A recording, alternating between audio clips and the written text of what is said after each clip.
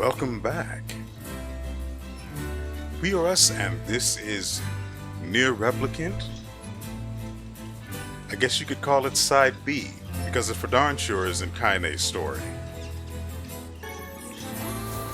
We're still playing as the strangely dressed kid. 魔王の正体について何か新たな情報が見つかったかもしれない。一旦村に戻ろう。わかった。Yeah, let's go ahead and talk to the soon-to-be traitor.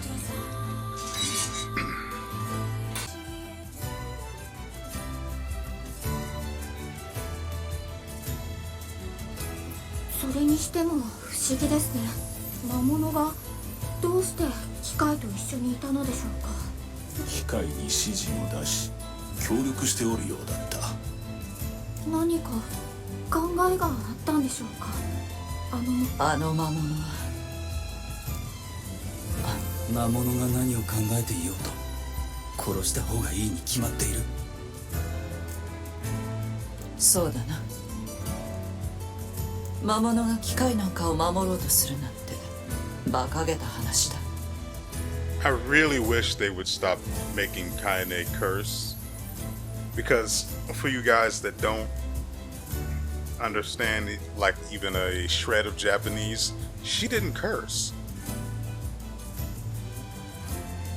And the rest of the translation here is fine. She just said it was stupid. She didn't curse, none of that. She doesn't even curse that often apparently. But they keep...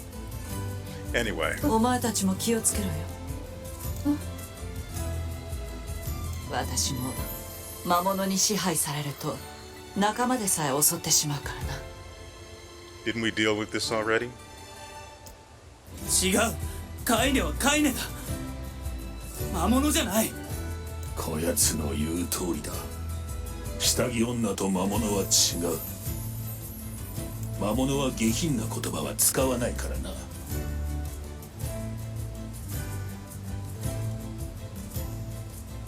ぶっ飛ばすぞクソガミ。もし魔物に支配されても僕が止めます。そうか。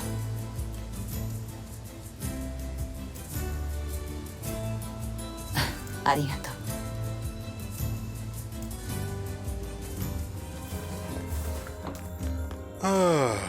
I just realized I hadn't started the timer for the video, so I don't know how long we've been recording.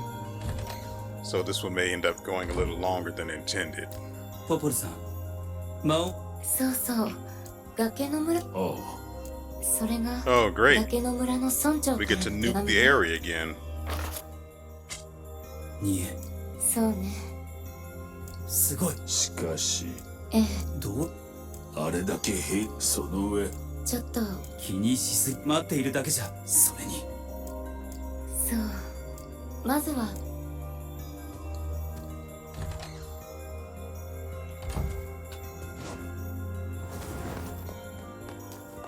So I guess we'll see you guys at the area.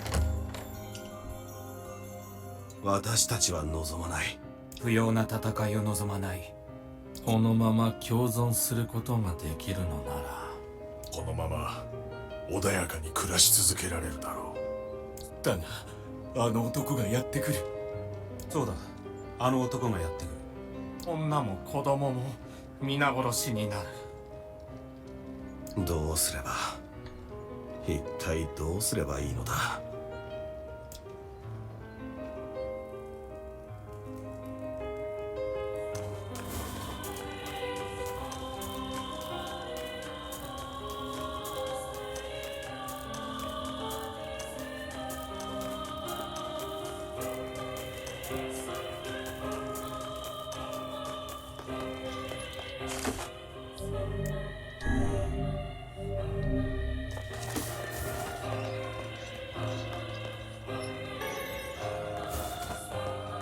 If that had been silver ore, I would have gone back and saved, but it was only iron ore.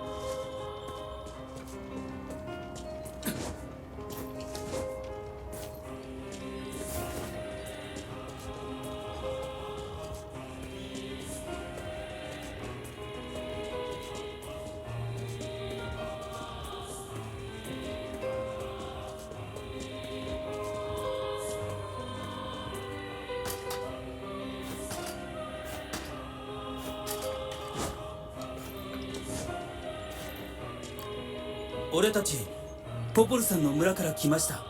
もうダメだ。手紙の件についてお話を聞きたいんです。この村はおし村長、だってあなたが手紙を出してくれたんですよね。知らない。どういうことだ。他の者に聞いてみた方が早そうだな。村の者に聞き込みをしてみよう。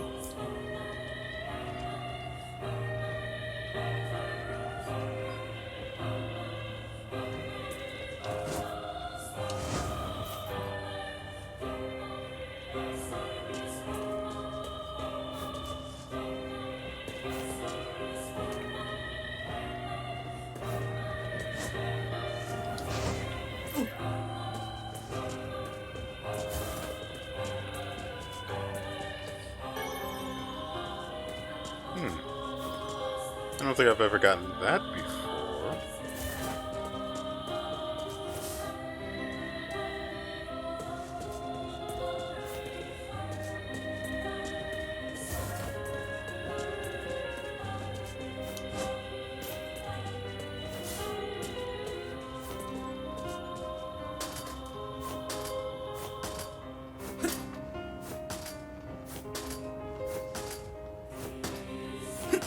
You know, one of the reasons I really hate this place is that it's so hard to get around within a reasonable amount of time. I can't go there. Nope.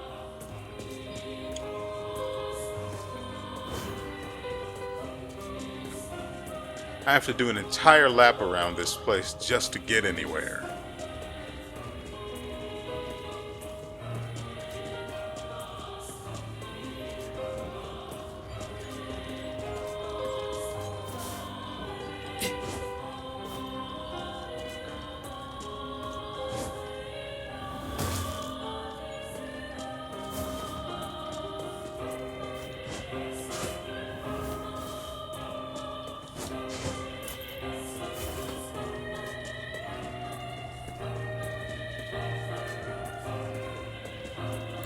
Hurry up.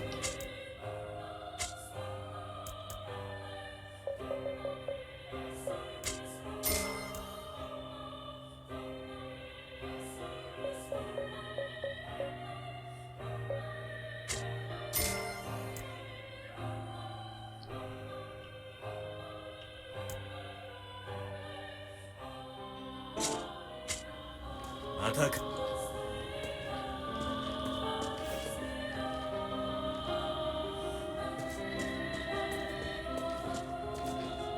いらっしゃい。前田。お庭綺麗。 I don't understand why being able to plant things is 手紙 relevant か。 here. 聞いたことあるよ知ってるのか。うなないような。どっちなの？ところであんたはそうだが。噂には聞いてるよ。ま、しっかり。そうか。全滅か。全滅。全滅。全滅。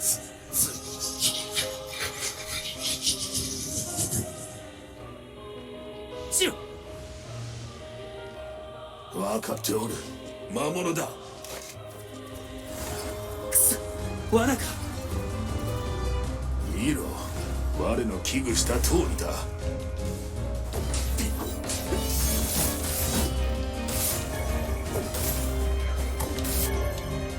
Obtain the word Mazar. Used with weapons and magic, it increases item drop rate by 25%. 魔物に乗っ取られていたのか。油断するな。他にもいるはずだぞ。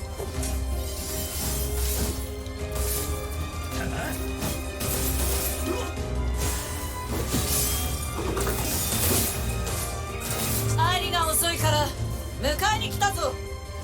つまり祭りになってしまったものでな。私も参加させてもらおう。達人祭りだな。カイネさんの村の人たち魔物に乗っ取られてます。でも全員じゃない。人間も混じってる。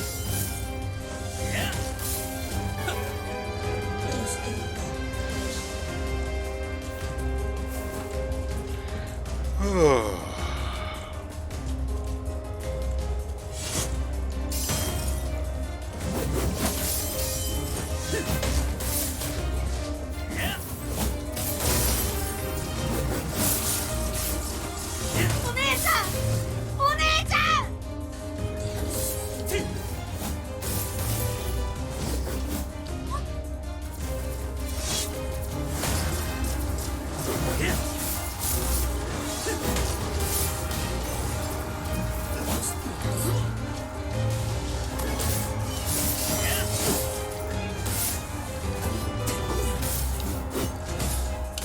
器なんて下ろしてお願いだから。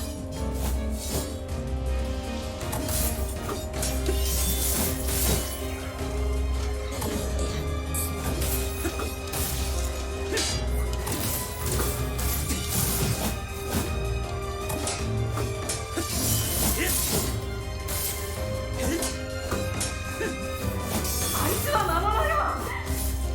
私も嘘なの。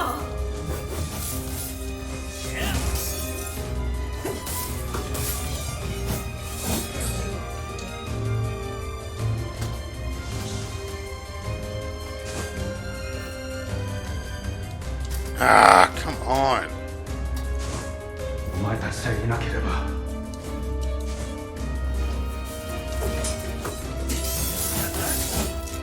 Wait. This will help make things a lot easier.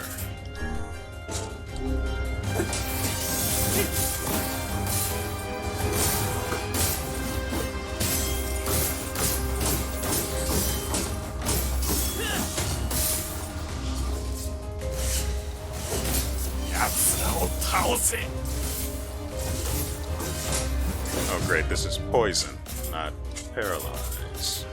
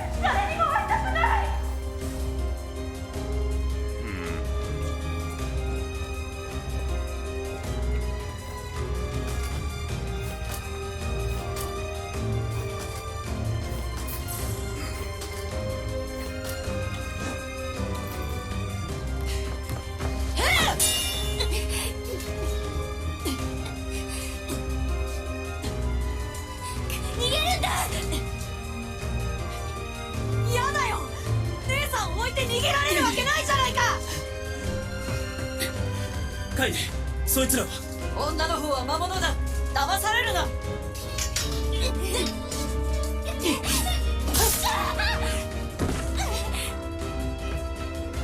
さん、姉さん、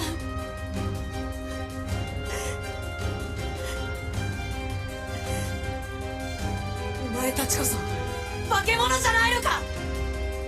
お前の姉さんはもう魔物になってるんだぞ。魔物だろうが何だろうが、僕の優しい姉さんだ。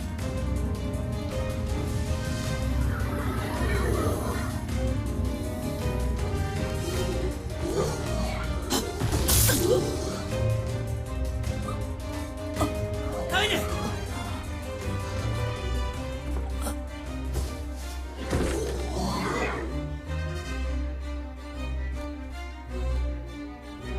Sure does happen a lot to her.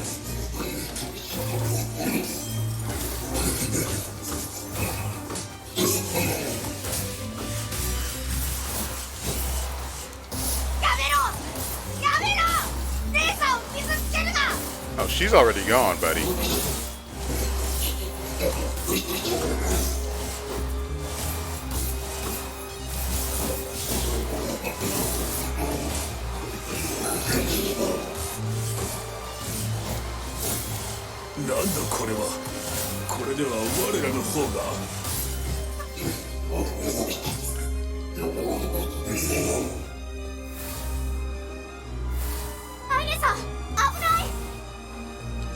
せ。こいつらを殺すんだ。お願い、やめてください。私を、あなた方を魔物から守ろうと。やめてください、お願いです。エミール、脱出だ。カイネ、カイネ、立ってくれ。おいおい、いよいよ壊れたか。俺の出番か。それで本当にいいのか、カイネ。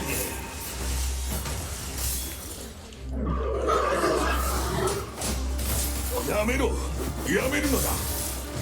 私の平和を邪魔するな。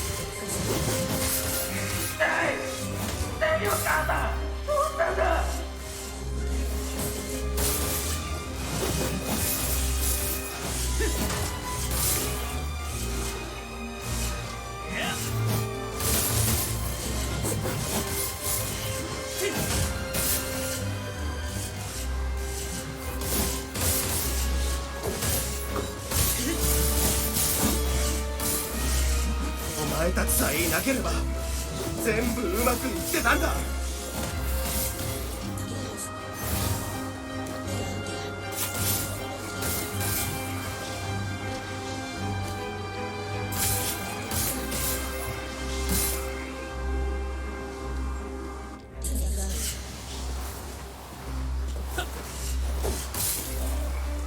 And that's it. 俺たちはあちらで村人が襲われて。Well, I had hoped that was it.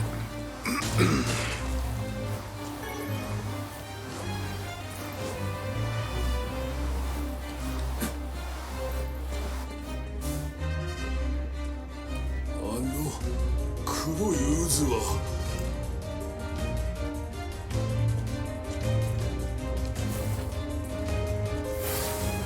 全部お前たちのせいだ。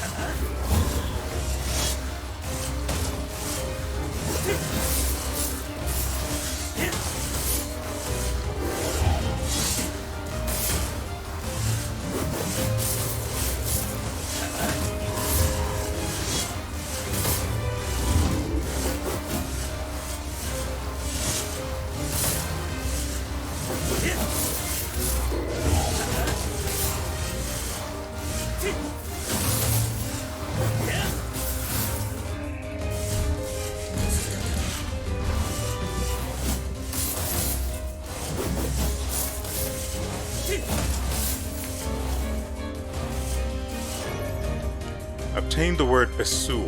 Used with all categories. It increases physical strength by 25%. Wait. It can be used with all categories. With martial arts, it increases your physical strength by 25%. And on weapons and magic, it increases effects by up to level 8.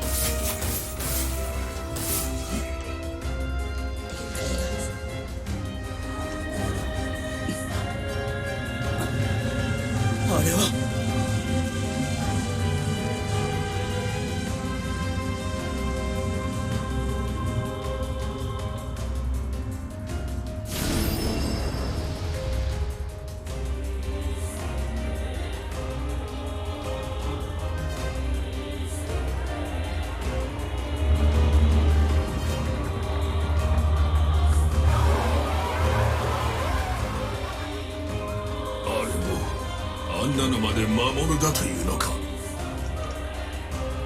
村人たちが巻き込まれたんだ。いや、嫌です。このままじゃ僕たち村のみんなを。そんなの嫌だ。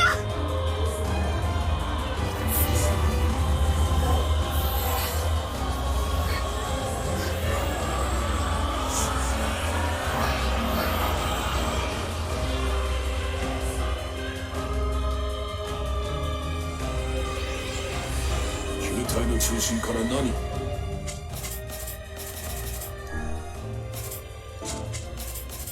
かを感じるぞ。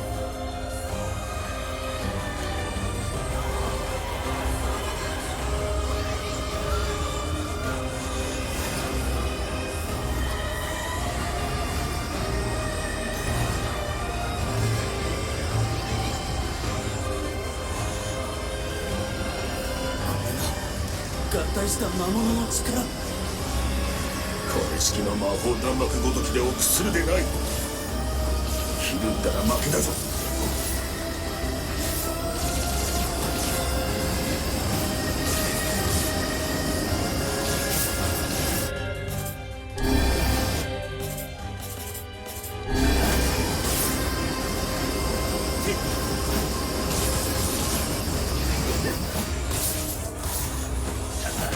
あの目の中心から魔力を感じるぞ。こ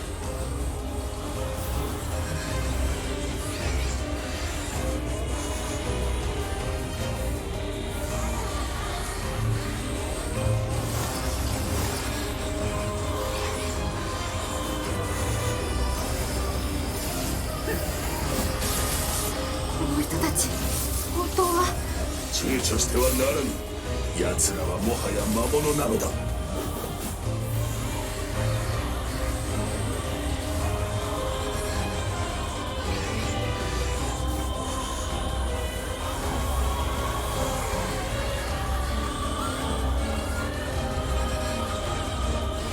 周囲の触手は魔法を弾くようだな。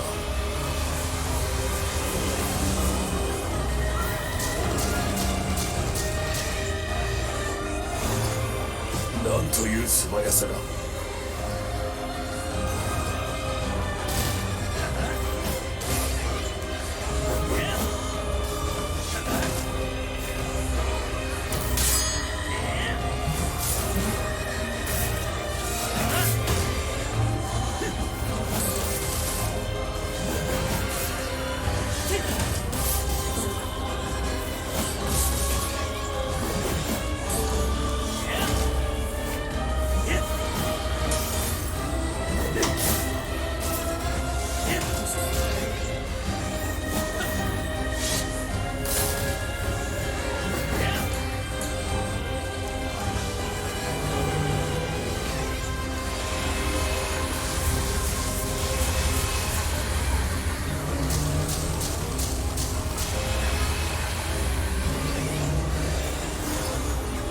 小物をいくら倒したところで本体を倒すことはできぬぞ。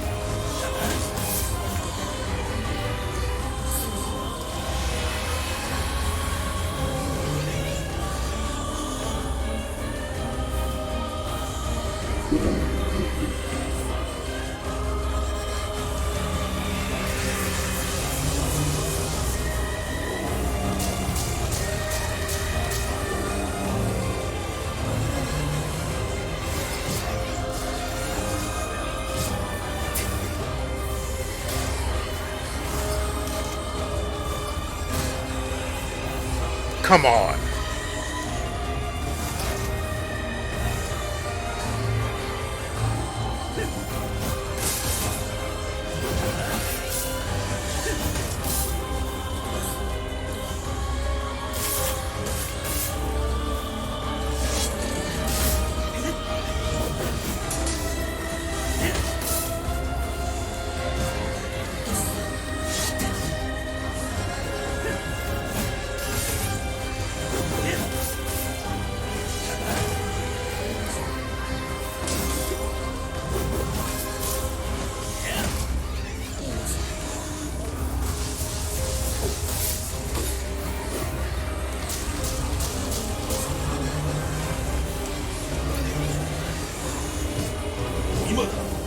奴の中心に魔力を集中させよ。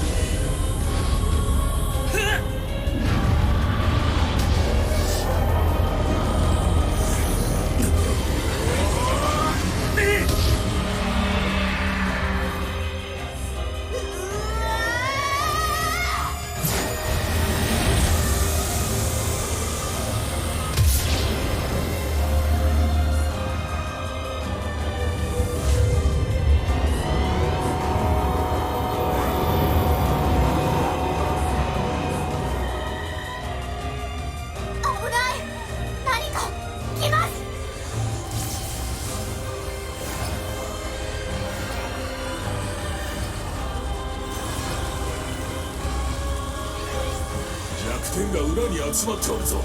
高い場所から攻撃せよ。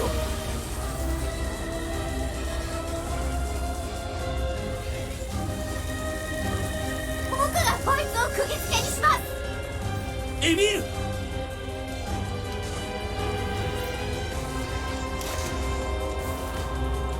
エミール、ここは僕が食い止めます。今ならあいつを後ろから狙うことができるはずです。回り込んで倒してください。お願いします。ここはエミールに任せて奴の後ろに回り込むぞ。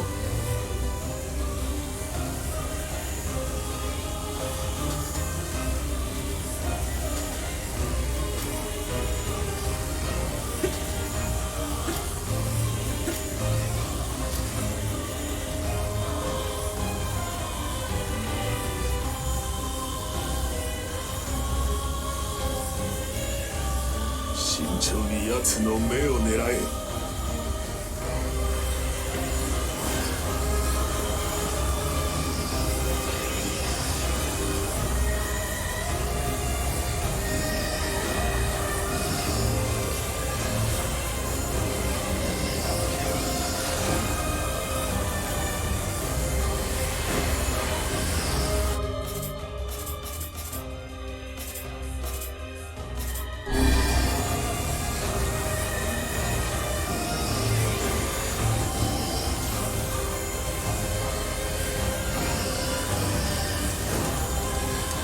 And now we just sit here and DPS the back end.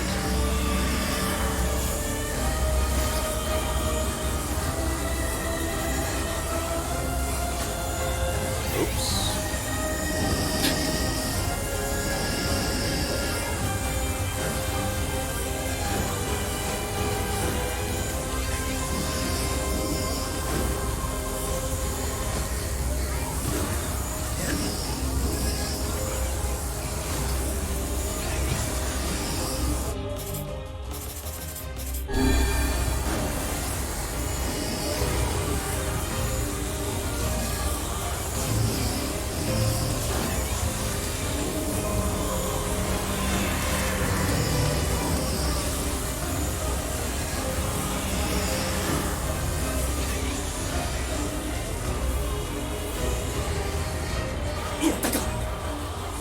奴は奥に逃げたぞ。少し休んだらそちらに向かいます。分かった。エミール、あまり無理をするな。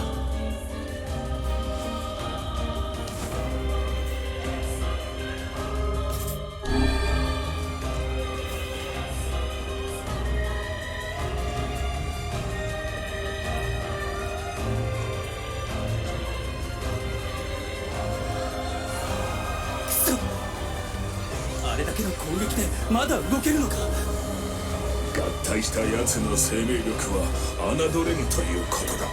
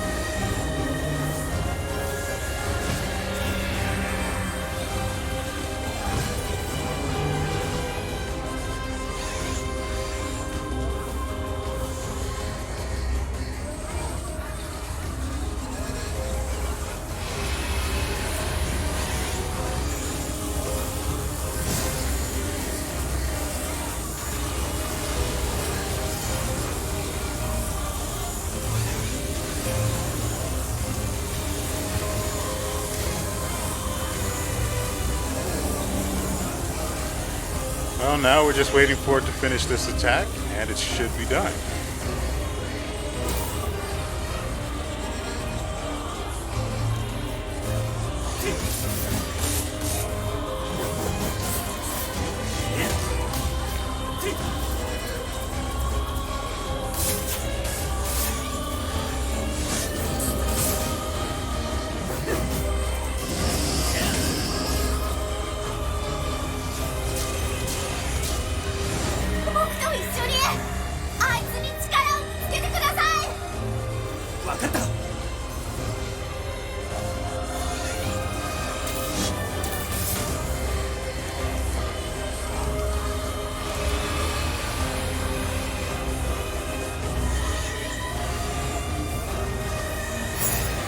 Great.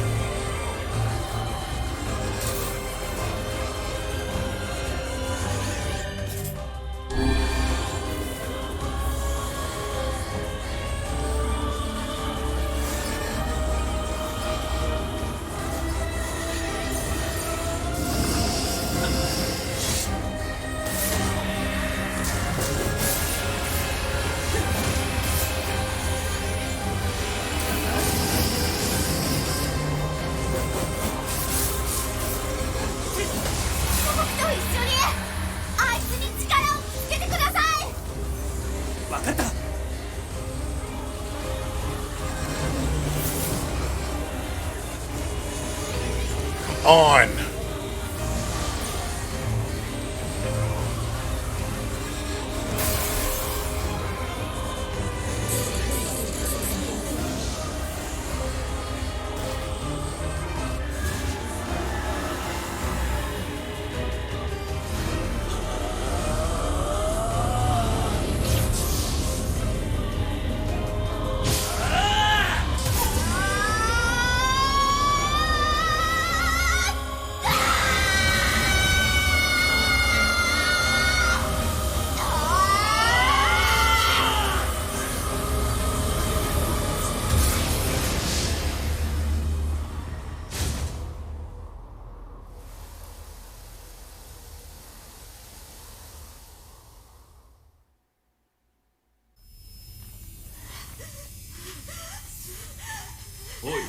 もうやめろ、エミール。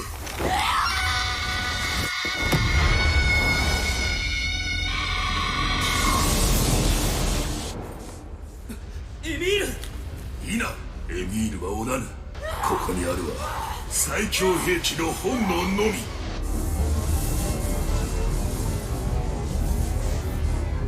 おい、やばいぞ、カイネ。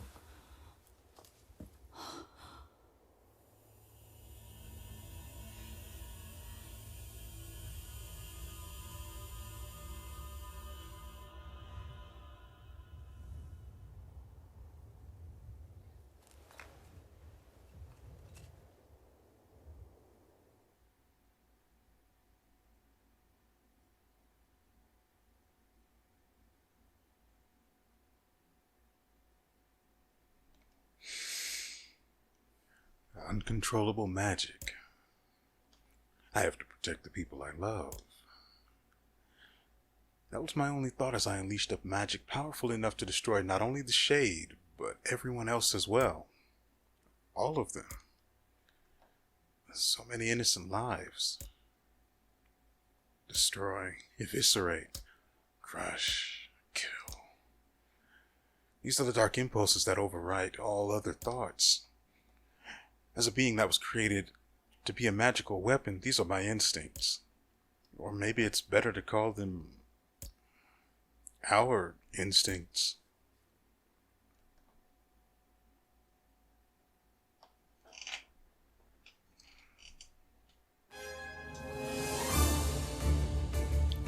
A klaxon sounds from deep within the bowels of the laboratory. Thick metal shutters drop down, sealing off the room with a series of dull metal thuds. Abort the experiment. Number 6 is out of control. Everyone needs to get out of here now. Get out of it! The researcher's words are abruptly cut off as a massive hand materializes out of the gloom and lifts him high into the air. The researcher begins to scream. He screams and screams, the sound echoing off the walls of the laboratory until the hand squeezes down, coating the room in a deep crimson hue. The rest of his colleagues stand in silence, mouths open, unable to process what they've just seen. Then a female scientist takes a step back and lets fly with a heartbreaking wail. But this is a terrible mistake, for the sound of her cry suddenly brings forth a monster in all of its terrible glory. Its body is a bloated corpse, its head a grinning skull, and it is massive, many times the size of a human. The head lolls from side to side as it trumps about the room on all fours, bringing to mind the wild maneuverings of some wretched, starving beast. This creature, this thing, is experimental weapon number 6, also known as Halua. No, please stop! Oh God, save me, save me! I don't want to die! One by one, the maddening cries of the researchers are silenced. If number 6 understands their petition, it pays them no heed. Instead, continue its rampage of destruction and slaughter with a focus that borders on obsession. After an eternity, the screaming stops, the alarms fall silent, and only then does the creature make a sound, howling with an unfathomable roar that echoes up and down the empty halls of the blood-soaked laboratory. It's a sound that curses those who dare bring such evil into the world, and yet one that also seems to be pleading for help.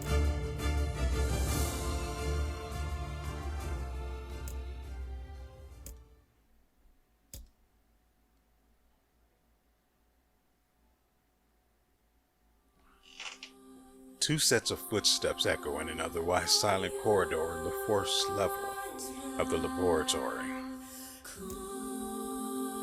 One set belongs to a young boy, his eyes blindfolded and his hands restrained. The other belongs to a severe man in a long white coat. The man drags the boy along by means of a long chain attached to a set of shackles on his wrists. Rubble is scattered here and there across the floor of the corridor, making the journey an exceedingly difficult one for a boy who cannot see. Excuse me. Could you please walk a bit slower, sir? I'm not used to being blindfolded and... Rather than stopping, the man only increases his pace, causing the boy to stumble in an attempt to keep up. This last humiliation proves too much, and the boy finds himself unable to arrest his fall.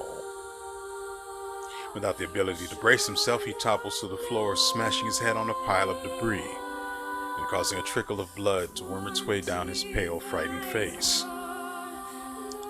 Agonized by the pain, the boy inadvertently opens his eyes, causing the falling drops of blood to emit a strange crackling sound, before transforming into tiny white rocks. Close your eyes! Yes, sir. But he hadn't realized the blindfold had slipped off during the fall.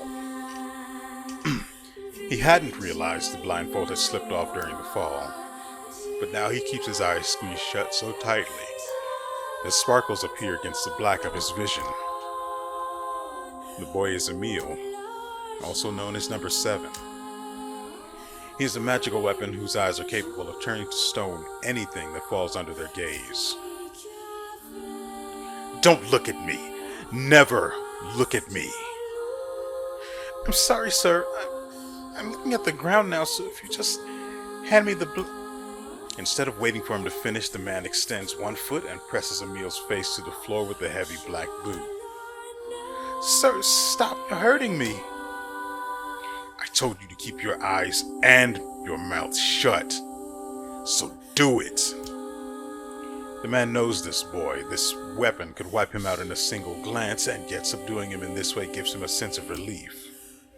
After making certain the boy is sufficiently cowed, the man leans down, retrieves the blindfold, and knots it tightly around the boy's quivering head. Right then. On your feet, let's move. Emil staggers to his feet, trying to ignore the red liquid oozing down his face. The blood doesn't matter. The pain doesn't matter. All that matters is finishing the job they had set out for him to do.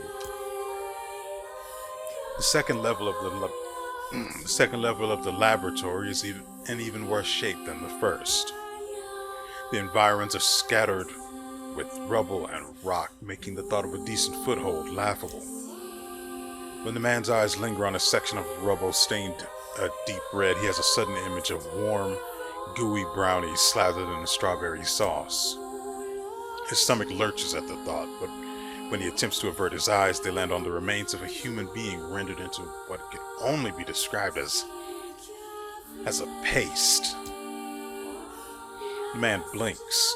His mind goes strangely blank before attempting to determine exactly how many humans had to be sacrificed to create the scattered piles of flesh around him. After a moment, his thoughts simply cease altogether, as if his mind realizes that trying to put such a thing to form is folly.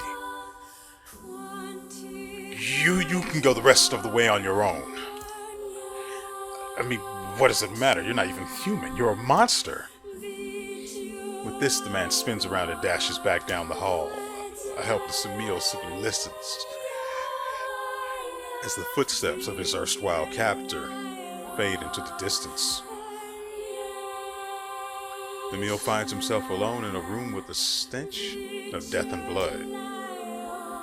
For a moment he considers opening his eyes, but the thought of the horrors that await him quickly squashed this plan. Instead, he stands still and listens intently. Eventually, a far-off sound reaches his ears. It's the howl I heard before. Emil resumes walking, using the sound of the distant voice to guide him. Almost as if it was calling him home. By the time Emil reaches the third level, he's moving on memory as much as sound. His hands and face are covered in fresh wounds from numerous falls, but every time he thinks about giving up, his mind returns to his sister. We studied together. We ate cookies together. We cried together. We laughed together. Sometimes I was the only one who got yelled at. That's why I was never lonely. Being together allowed me to stay strong. For Emil, his sister was all he had to live for.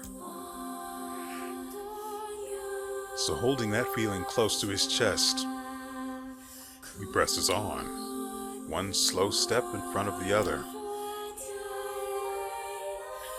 Finally, Emil finds himself drawing close to a certain experimental chamber in the deepest part of the laboratory.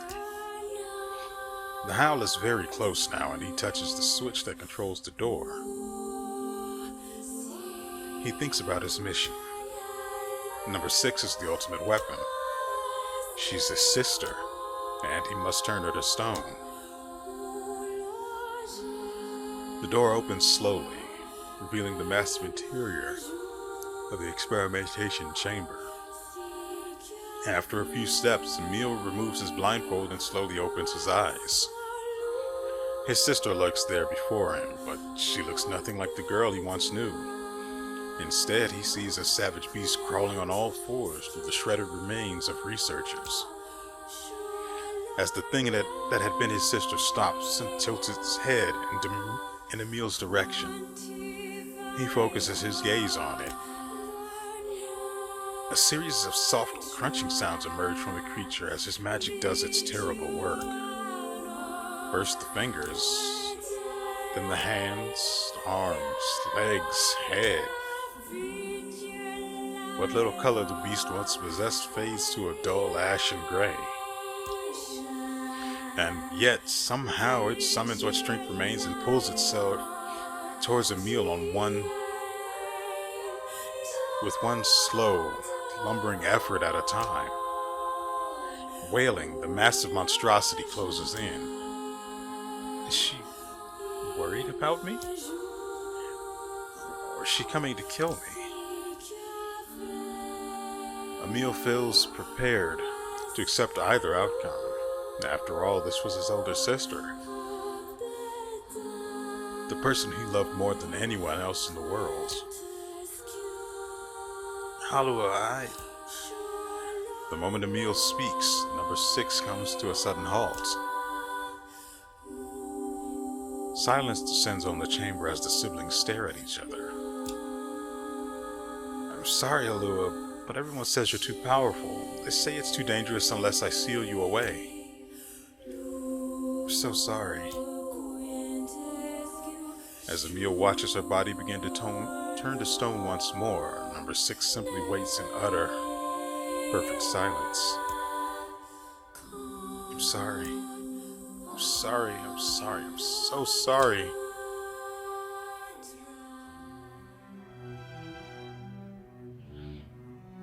The moment number 6's petrification is complete, her memories flood into Emil's mind. The two of them huddling together in the cold. All alone in the world with no one to protect them. All she wanted was to save her little brother. And yet it was that little brother who, in a sense, saved her. The moment the petrification is complete, Emil sinks to his knees. A frozen sister and a little brother racked with sin. Alone in this cold cage, the two of them weep in a single silent voice.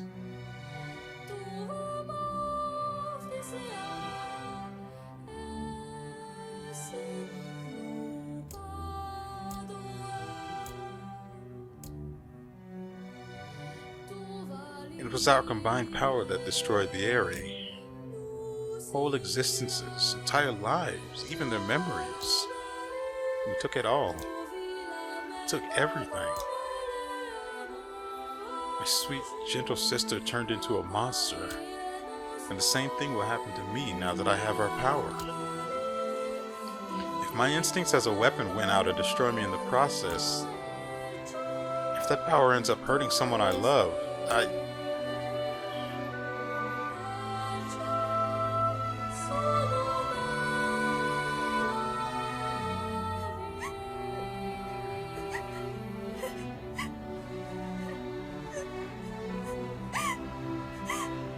皆さんごめんなさい。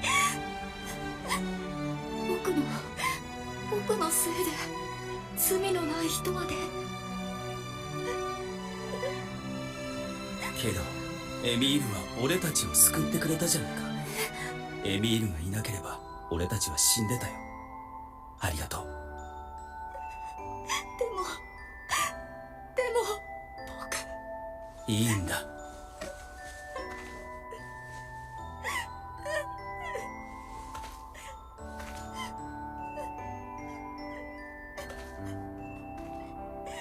も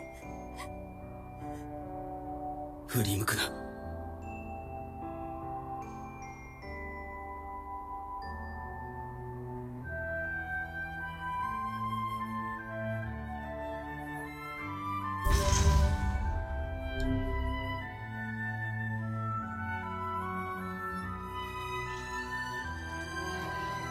とにかくそうだな。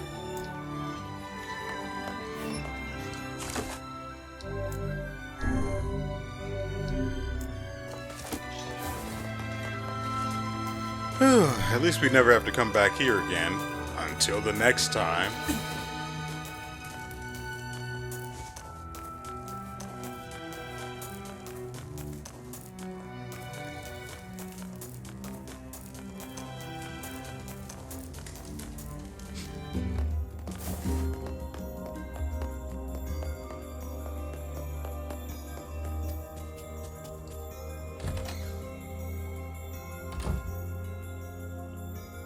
ポポルさん、あ、魔王の城の鍵。ごめんなさい。そうですか。ポポルさんが暗号の鍵。そうね、そうだわ。最近海岸の町まで。わかり Oh, ました。 great. It's this part.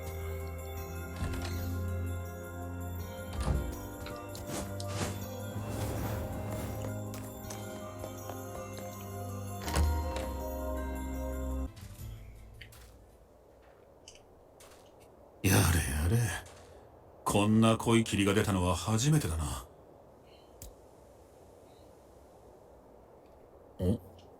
なんだあれ。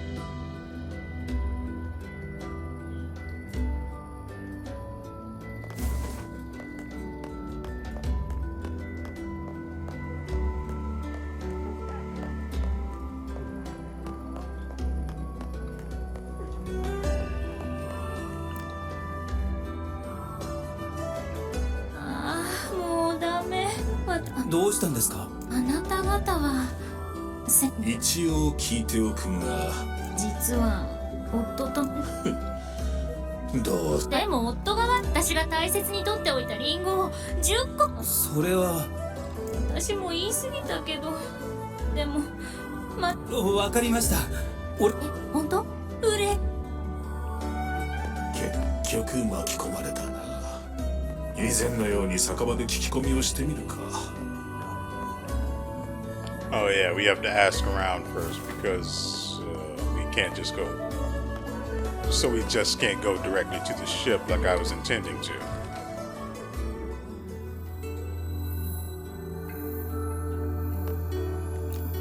こんにちは。なーに？実は今じゃ嵐旦那さんは確か。わかりました。あなた。No.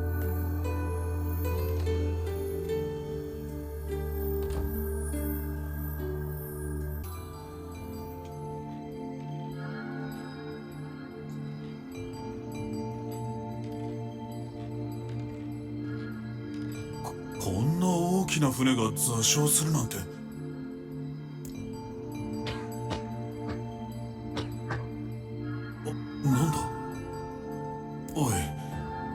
誰かいるのか。関？町の子供か。どこにいるんだ。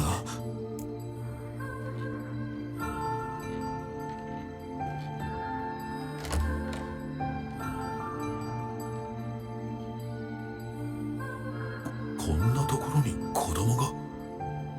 でも見ない顔だな。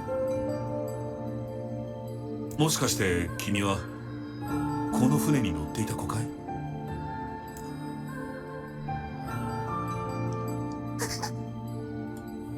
大丈夫。そんなに怖がらなくていいよ。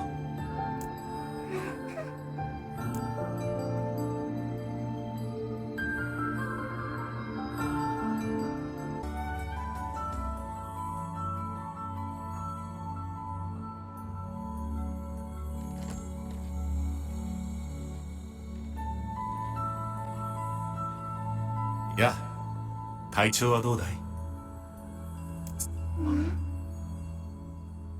咳は収まったみたいだな。ほら、今日はパンを持ってきたぞ。 This part is where it stops making sense. He finds the girl on the ship, and instead of taking her to town, that way he doesn't have to make a long trip back to the ship, through the ship to where she is, he can just take her to where the medicine is and cut out the middleman. Instead,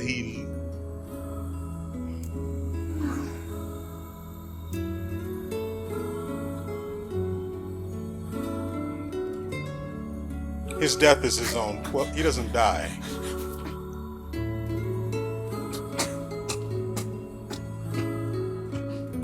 Oi, oi, 大丈夫か？よっぽどお腹が空いてたんだな。誰も取らないからゆっくり食べるといい。なあ、お前はこの船で。いや、いつまでもお前のままだと呼びにくいよな。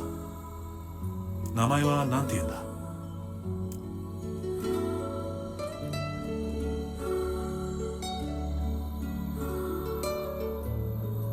黙っていちゃ何もわからないよ。そうだな、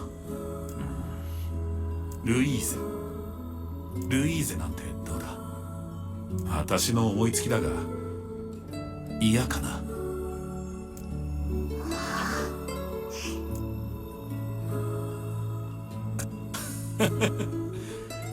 一応喜んでくれているのかな。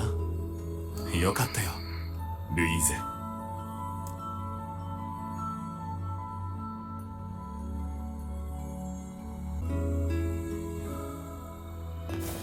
You know, given how many bodies are at the bottom of that ship, you would think it would start to smell throughout the entire thing. Of course, that then leads you to, we need to go this way. That would then lead you to just assume, most likely, that that's just the stink of an old rotting ship, right?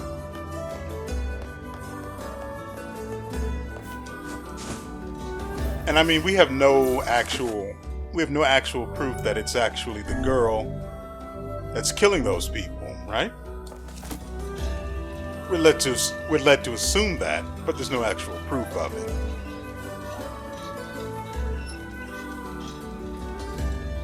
But I mean, what other explanation could there be? It's not like, well, we do fall through the floor and then wind up amongst them.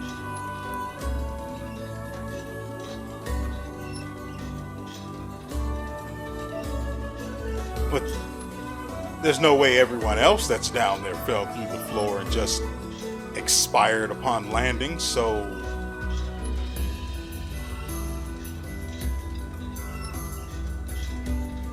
we have no choice but to think it's her, right? Nevertheless, that's going to do it for us. We've finally come back to town. I've gotten all of the running around out of the way, so next time we come back, we can get straight to the story, because dealing with the ship takes a long time, and I've already been recording for a while. It's 6 in the evening now. Much later than I was hoping it would end up being, but that's the way things are. I was supposed to record 4 videos today, but I'm going to have to postpone the recording of the other 2 for, I don't know, Saturday or Sunday. Keeping in mind for you guys that I am of course recording these on Friday before they're uploaded, naturally. Nevertheless, I hope you guys have enjoyed yourselves and everything you've seen here. I know that I hate that this is a lot of covering ground we've already been over. But what takes the sting out is the extra scenes we get to see and some of the lines that we get to hear from the shadows. It helps make it suck just a little less. Not much, but a little. And so with all that said, we will see you next time.